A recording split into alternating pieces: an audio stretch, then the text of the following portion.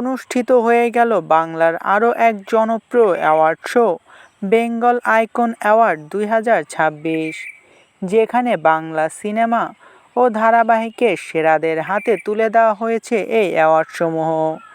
আজকের ভিডিওতে আমরা জানতে চলেছি বেঙ্গল আইকন অ্যাওয়ার্ড সিজন 5-এ কারা জিতে নিল কোন ক্যাটাগরি থেকে অ্যাওয়ার্ড।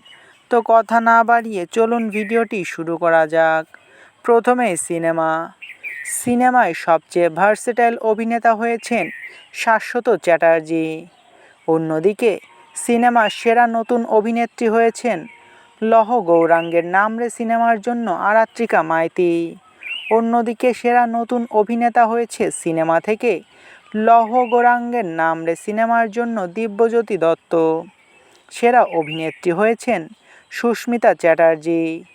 বিশেষ সম্মাননা পেয়েছেন অভিনেতা দেব। এবার আসি ধারাবাহিকের কাছে। সেরা অভিনেতা টেলিভিশন হয়েছে দুজন। জোয়ার ভাটা ধারাবাহিক থেকে অভিষেক বিশ্বশর্মা ও কোণে দেখা আলো ধারাবাহিক থেকে মৈনাক ঢোল। সেরা অভিনেত্রী হয়েছেন আনন্দী ধারাবাহিক থেকে অন্বেষা হাজরা। সেরা জুটি হয়েছে লক্ষ্মী ঝাঁপি ধারাবাহিক থেকে শুভস্মিতা ও সৌরভ।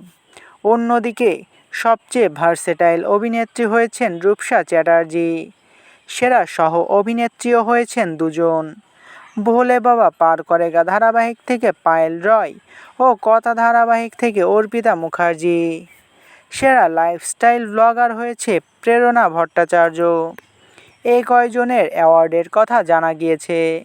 এর ভিতরে কোন অভিনেতা বা অভিনেত্রীর অ্যাওয়ার্ড পাওয়া নিয়ে আপনি সবচেয়ে বেশি খুশি হয়েছেন তা অবশ্যই কমেন্ট করে জানাতে পারেন। ভিডিওটি ভালো লাগলে চ্যানেলটিকে সাবস্ক্রাইব করে আমাদের সাথেই থাকবেন। আপনাদের ভালোবাসায় আমাদের সামনে এগিয়ে যাওয়ার শক্তি যোগায়।